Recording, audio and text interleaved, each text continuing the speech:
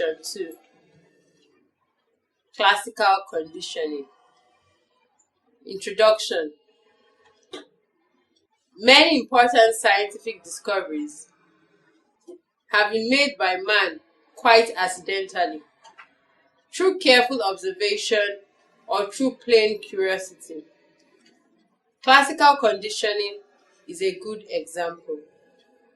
In this study session, we will examine classic studies, components and processes of classical conditioning, some recent developments, and application of this form of learning to real-life problems. Learning outcomes. When you have studied this session, you should be able to discuss Pavlov's classic studies, highlight the components of classical conditioning, present the processes involved in classical conditioning, point out stimulus discrimination, discuss the implications of Pavlov's theory to human learning, and present the procedure for simultaneous conditioning. Selected studies in classical conditioning. Pavlov's classical conditioning study. The name Ivan Pavlov usually rings a bell in the minds of behavioral scientists. He was not a psychologist, but a Russian physiologist who won the Nobel Prize in 1904 for his work on animal digestion.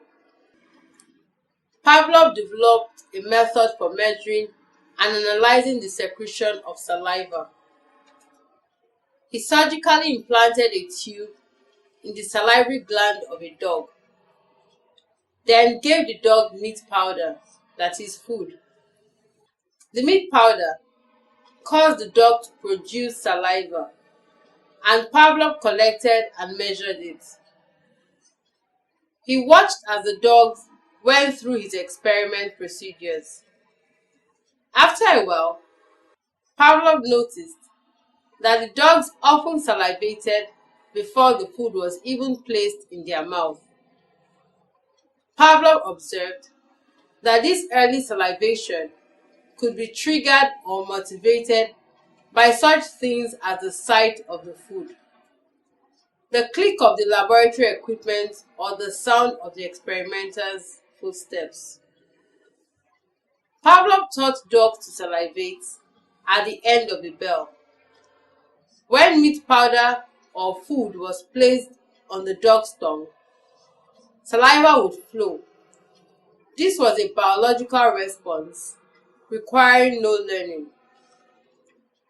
Pavlov then rang a bell before placing the meat powder on the dog's tongue. This procedure was repeated a number of times. He rang the bell without supplying any food. The dog would salivate. The mere sound of the bell had led to the response, that is, the association of the bell with the meat powder. Thus, Pavlov's experiment has produced some form of learning. Watson's behavioralism. John B. Watson, 1878 to 1958, introduced the term behaviorism as a movement to redefine psychology as the study of observable behavior instead of the science of introspection. To Watson, the reliance on internal mental process, which could not be objectively measured, was the chief reason that psychology lagged behind other sciences. Watson believed that the emotional reaction of love, fear, and rage are part of the inherited nature of man and an obvious determinant of behavior. Amsel, 1989. As Watson aged, his behaviorism became more radical, that is, disbelieving cognitive or genetic organism processes in learning. His book on behaviorism contains the following excerpts that reflects this position. Give me a dozen healthy infants, well informed, and my own special world to bring them up in, and I'll guarantee to take anyone at random and train him to become any type of specialist I might select, either doctor, lawyer, artist, merchant chief, and yes, even a beggar man and thief, regardless of his talents, penchants, tendencies, abilities, vocations, and race of his ancestors. I am going beyond my facts, and I admit it, but so have the advocates of the contrary, and they have been doing it for thousands of years. Watson demonstrated classical conditioning in an experiment involving a young boy, Albert, and a white rat. Originally, Albert was unafraid of the rat, but Watson created a sudden loud noise whenever Albert touched the rat. This made Albert afraid, and the fear was generalized to other small animals. Some accounts of these studies suggest that the conditioned fear was more powerful and permanent than it really was. Samson, 1980. Watson formulated his view of learning in two laws. The law of frequency holds that the strength of a stimulus-response bond is determined by the number of pairings of an unconditioned and conditioned stimulus. The law of recency maintains that the response occurring nearest in time to the stimulus is most likely to be paired with it.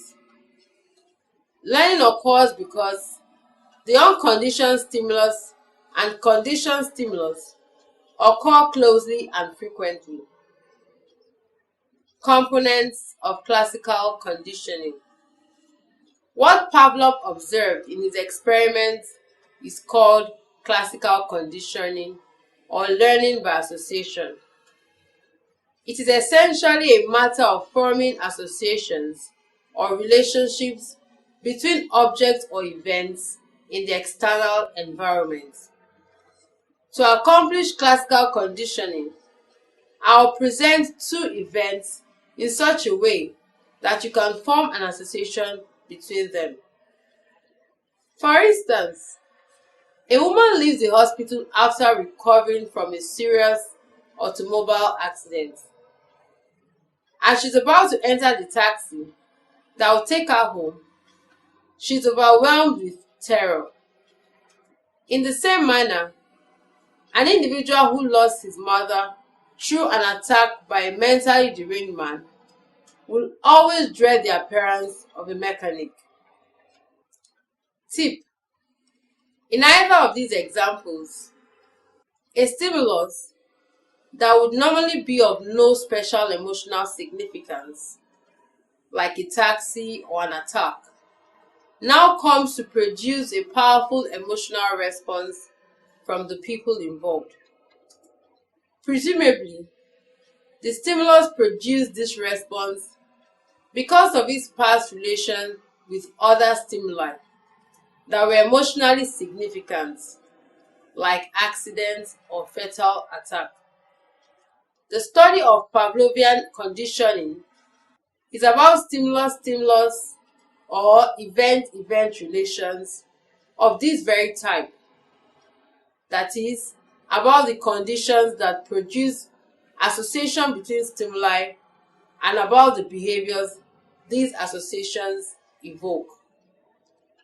Either of those instances of classical conditioning, like Pavlov's famous experiment, involve several important elements. The elements or components are as follows. The unconditioned stimulus, UCS. This is any stimulus that evokes a response without prior conditioning taking place. like the meat powder or food in Pavlov's experiments. The unconditioned response, UCR. This is the unlearned reaction to the UCS, that is, salivation in the Pavlov experiment. The conditioned stimulus, CS. This is a previously neutral stimulus that comes through association with the UCS to evoke a response similar to UCR, that is, Pavlov's bell ringing. The conditioned response, CR, is the newly learned reaction to the CS, and also salivation in Pavlov's experiments. Stimulus and response items of Pavlov's experiments. Food or meat powder, unconditioned stimulus. Salivation, unconditioned response, natural, not learned. Bell, conditioned stimulus. Salivation, conditioned response.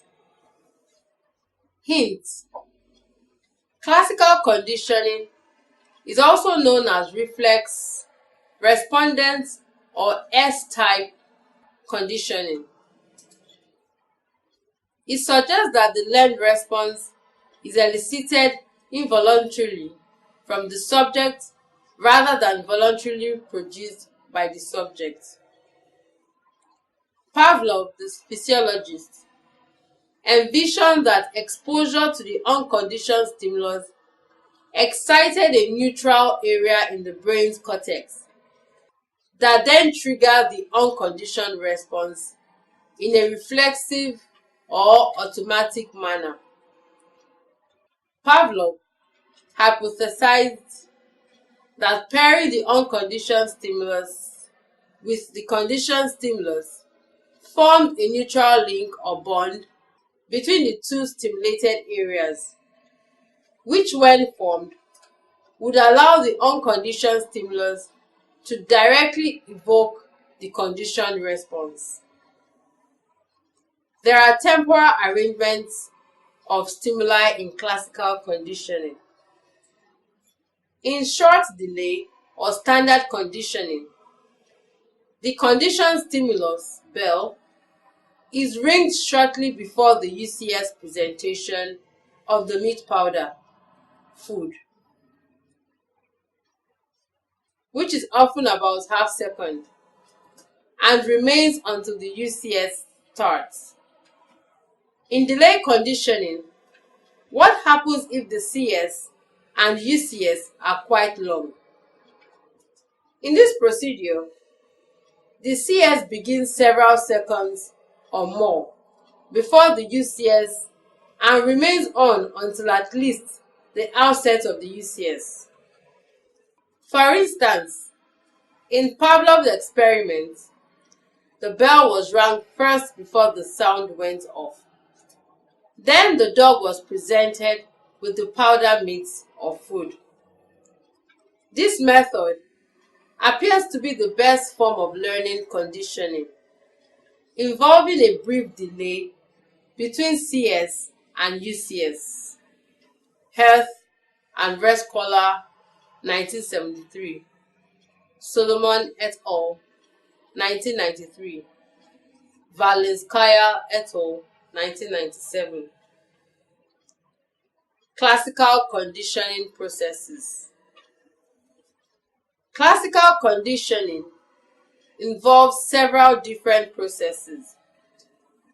We will discuss 5 processes, such as acquisition, extinction, spontaneous recovery, stimulus generalization, and stimulus discrimination. Acquisition, learning something new. The initial process in classical conditioning is response acquisition. In Pavlov's view, it is the gradual formation of an association between the CS and the UCS. And it is based on stimulus contiguity, that is, the pairing of the stimuli in time with the CR as a consequence. How does acquisition occur? Let us take Pavlov's classical experiment as an example.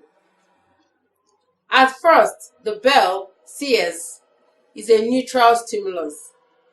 If it is sounded before, conditioning begins. It produces nothing more than an orienting reflex. The dog may prick up its ears and turn his head towards the source of the sound. During conditioning, the bell is followed shortly by the presentation of the meat powder, UCS, causing the dog to salivate, the unconditioned response. Acquisition consists of repeating this sequence of events a number of times. Each repetition is termed a trial. The dog soon salivates to the bell, even when the bell is withheld, the CR. A second example of acquisition is provided by both human and animal experiments in eyelid conditioning. Woodruff, Park et al., 1997. The participants heard a tone, followed by a puff of air blown into the eye. The air puff caused an eye blink, and repeated pairing of the tone with the air puff caused the participants to blink at the sound of the tone. The tone is the CS. The air puff is the UCS. The eye blink to the air puff is the UCR. And the eye blink to the tone is the CR. The tone is a neutral stimulus that becomes a conditioned stimulus by pairing it with an unconditioned stimulus that elicits the reflexive eye blink response. Extinction. Eliminating learned response. In Pavlov's experiment, a continued presentation of the CS without the UCS reduces and eventually eliminates the conditioned response. Orman and Soares, 1993. This phenomenon is referred to as extinction. That is, the reduction in responding that occurs whenever the CS is repeatedly presented without the UCS. For example, in Pavlov's experiment, extinction occurs by repeatedly sounding the bell without presenting the meat powder. Eventually, the dog stopped salivating at the sound of the bell. That is, the CR returned to its original preconditioning level. In another scenario, the college student who has a deathly fear of speaking in front of the groups will experience no reduction in that fear by simply avoiding a speech course. Another Pavlov concept is stimulus generalization, the tendency to transfer the conditioned response to a stimulus that is similar but not identical to the one originally paired with the unconditioned stimulus. For example, a dog that has learned to salivate to one tone may also salivate to a tone slightly higher or lower in pitch, to a bell, or to some other sound. Stimulus discrimination. When stimulus generalization can be helpful, overgeneralization can be a problem. A dog conditioned to response to a specific tone might begin to salivate to the ringing of any doorbell. Both concepts have practical implications. If we were not able to generalize learning from one stimulus to another, getting along in the world would be very difficult. We would have to learn how to respond separately to every single situation we confront. We would, for example, have to learn how to drive all over again every time we rent a different car, followed a new road, or we're in a new driving situation. On the other hand, stimulus discrimination helps college students to learn with ease. For example, a college student is required to register for 16 courses, each of which is 3 units in a session. In the course of attending his study sessions, the student is faced with the initial problem of overgeneralization of course titles. As the session goes on, the student's initial problem is gradually solved because his ability to discriminate his course titles with time, study sessions taking courses at intervals, and regular attendance in class will help to reduce overgeneralization. Applications of classical conditioning. Classical conditioning is not merely a laboratory demonstration. It also affects important aspects of human life. It is involved in the learning of a wide range of normal behaviors and in helping smokers to stop smoking.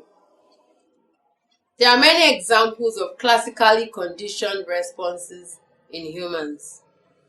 Perhaps you smile and feel happy upon seeing your significant others approaching and salivate at the sight of a banana fruit.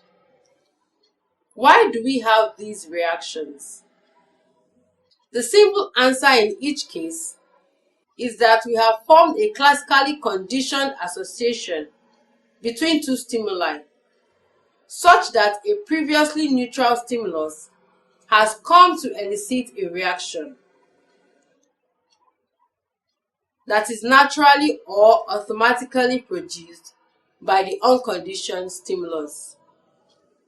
People who smoke are often encouraged to stop because it endangers their health. This procedure has also been used by Nigerian Tobacco Company. On every pack of cigarettes, there is a bold inscription which states that smokers are liable to die young. Some studies suggest that classical conditioning can help. One team of researchers had smokers inhale an extract of black pepper, then inhale smoke. They found that inhaling the pepper reduced the effects of nicotine withdrawal. When the smokers then stopped smoking, they found that inhaling the pepper reduced the effects of nicotine withdrawal when the smokers then stopped smoking. The black pepper provides sensory cues that serves RSCSs for the physiological satisfaction response experienced by smokers. It relieves anxiety and produces sensations in the chest, similar to those produced by smoking. As a result, the pepper may function as a substitute for the nicotine in cigarettes and help smokers to stop smoking. Rose and Bell, 1994. Classical conditioning has also been found useful among behavior therapists, reducing irrational behavior such as phobias. List of common phobias. Electrophobia, fear of chicken. Androphobia, fear of men. Bibliophobia, fear of books. Coitophobia, fear of sexual intercourse. Dysmorphobia, fear of minor body defects. Ecclesiophobia, fear of churches.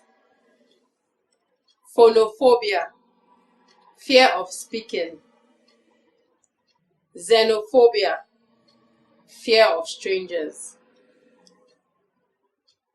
It is assumed that phobic reactions usually develop as a result of some adverse experiences with similar or related situations, in line with the principle of stimulus generalization. For example, strict discipline by a punitive father may lead to fear of all disciplinary figures. Note: spontaneous recovery, experimental extinction. This is usually temporary. The extinguished response returns after a period of rest. This is called spontaneous recovery. To achieve permanent extinction of a response, we have to keep on extinguishing it each time it returns. Spontaneous recovery was demonstrated when Pavlov extinguished his dog's salivation to the bell and then waited for a few days before ringing the bell again, and the dog's salivation reappeared. Simultaneous conditioning. This represents procedures that was not commonly used in the Pavlovian experiments. Here, both the outset and offsets of CS and the UCS coincide. This procedure is not often studied because it typically does not produce learning conditioning. The evident failure is peculiar, that is, it is a weak form of learning conditioning. It is observed that the temporary contiguity of CS and UCS is perfect. This is because temporal contiguity seems to be an important determinant of conditioning. This procedure ought to succeed. Why doesn't it? One possible answer derives from a phenomenon known as overshadowing. Overshadowing refers to the fact that if two stimuli are pressed together as a compound CS, then one may dominate or overshadow the other. Even though both CS would be perfectly effective if they were presented individually. For example, suppose we present a tone and a light followed by food for many trials until the compound is reliably producing CRS. If we later present the tone and the light separately on test trials, then it may turn out that only one of them produces CRS. Overshadowing appears to occur because one stimulus is more salient than another, thus dominating the silent one. Even though both stimuli are present, the organism seems to pay attention to only one of them. Overshadowing may explain the failure of simultaneous conditioning because if a CS and a UCS, for example, a light and a shock, are presented together, then the shock may so dominate and overshadow the light, such that the light is barely noticed. In backward conditioning, the procedures involve the presentation of the UCS before the CS. The meat powder is presented to the dog first, followed with the sounding of the bell. This is another weak form of learning conditioning and traced conditioning. This procedure occurs where the CS is presented first, but terminates before the UCS is presented. The bell is sounded first and the sound dies off before the presentation of meat powder. Study session summary. In this study session, we discussed classical conditioning using the Pavlov's theory of learning by association. We also looked into components as well as the processes involved in the classical conditioning. End of study session 2. Thank you for listening.